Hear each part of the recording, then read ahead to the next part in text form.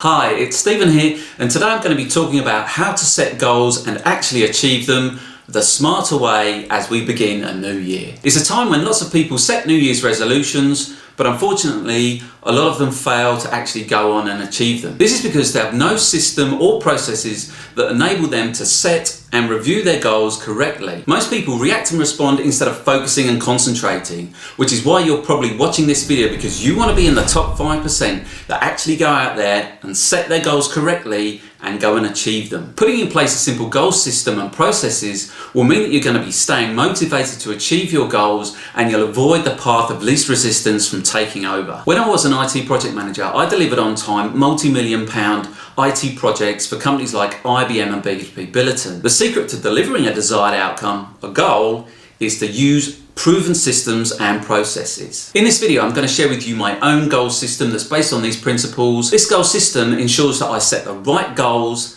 and achieve them in the fastest time. So if you're looking for a way to get clarity on how to set goals and actually achieve them, I recommend spending the next 10 minutes or so with me as I step through my own goal system so that you too can learn how to set goals correctly and go on to achieve them. First off, we need to learn how to set a goal the right way. There's 7 parts to getting this right, and it starts with your goal being specific and clear. I use the 4 W's: what, when, who, and why to help me define this by asking myself, what do you want to accomplish? When does this need to be done by?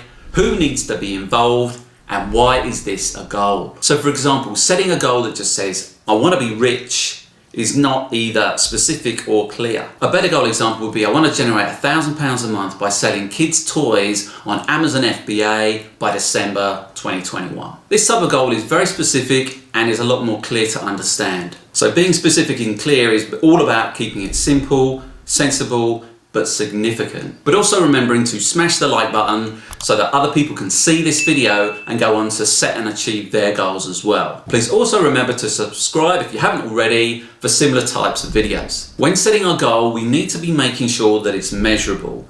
This means that we've got a way that we can actually go and look at our goal and determine if we've met that goal or not. There's some type of measure in it. So in that example that I just showed you, it was £1,000 per month by December 2021. That's our measure. Our measure is £1,000 per month. We can easily measure that. And the next measure is December 2021. So we can see if we've hit it or missed that date. When setting our goals, we want to make sure that they're achievable. So we want to be looking at ourselves and going, can the goal be achieved based on the skills that we have and the tools that we've got available to us within the time that we're giving ourselves to achieve that goal? What obstacles do you need to overcome to achieve that goal? So make sure that you set something that you can reasonably meet. Otherwise, you're going to be setting yourself something that's unrealistic. You can't really achieve it with the skills that you've got, with the knowledge that you've got, or the access that you've got available to knowledge, or within the time that you're giving yourselves. So make sure that you don't set yourself up for failure. People are often motivated by setting challenging goals, but it's also important to make sure that you don't set them to be too difficult to achieve, as this is just going to demotivate you. So using the example about Amazon FBA and selling kids' toys on Amazon, what we would have to do is like, how would I get the knowledge to be able to do that? How much time would that take me? And what other tools or software have I got at my disposal to enable me to achieve that goal? We also want to be looking at our goal and understanding if it's relevant. So is this goal that we've set for ourselves relevant to your life goals? Is it something that's going to keep you excited, motivated as time progresses, and it will stop you from deviating from other shiny objects that might come along? Does the goal seem worthwhile for the amount of time that you're going to be spending on it?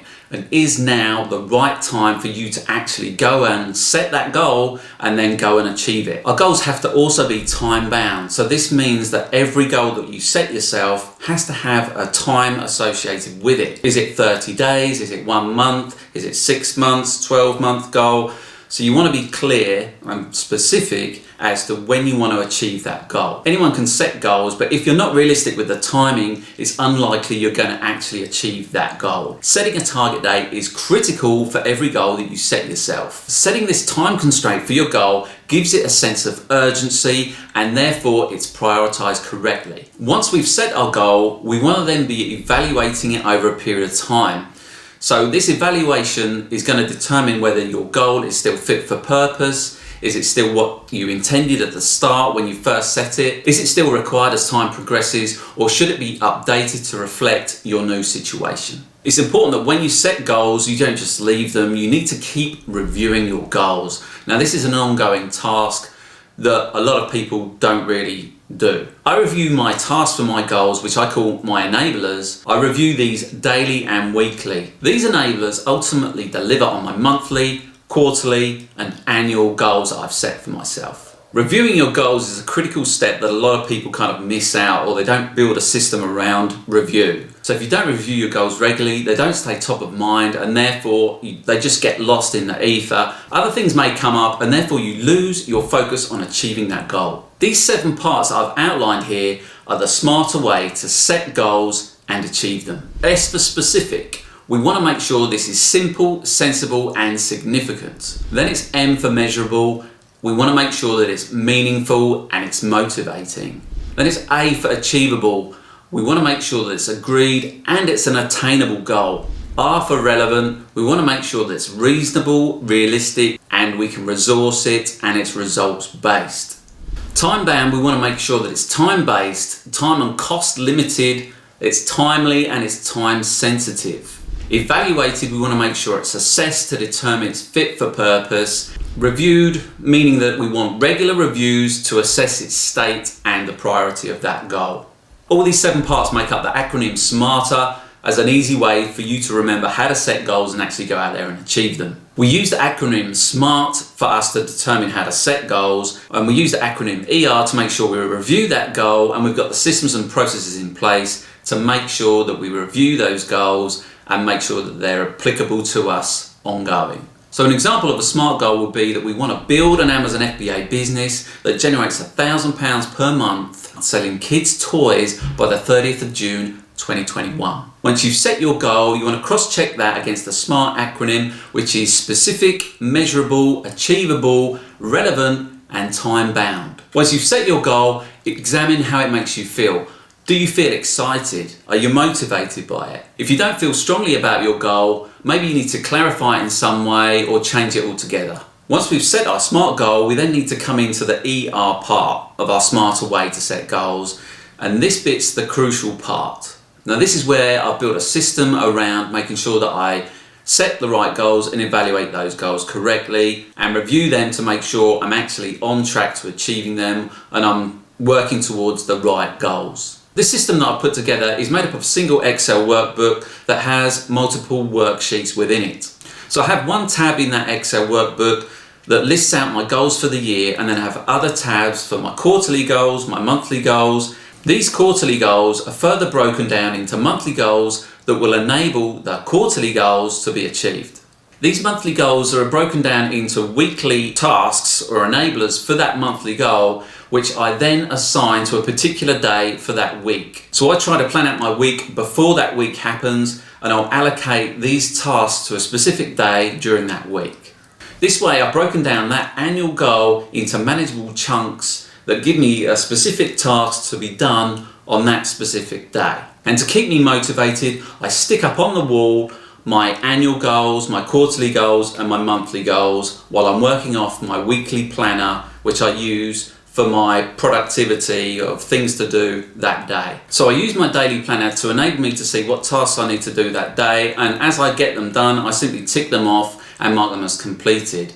Anything for any reason that I don't get done in that day, I'll then evaluate to determine whether I should do it on a different day, or it might be that that task is no longer needed because something that I've already done has meant that that task is no longer required anymore. When I'm setting my task, I give each one a priority, and I also identify the one thing that I want to get done that day. I was inspired by this one thing to get done each day by a book called The One Thing by Gary Keller. I recommend that you go and get that book if you're into this type of thing, as this really helped me focus on what's the most important thing I want to get done every day, and by making that consistent achievement every day, you're going to be a lot better off and stay motivated and be feeling like you're really productive. So I'll link to that book below in the description if you want to go and check it out. Each week I review my monthly goals to see how well I'm tracking against those monthly goals with the work that I've allocated for myself during that week, and then I plan out my next week's work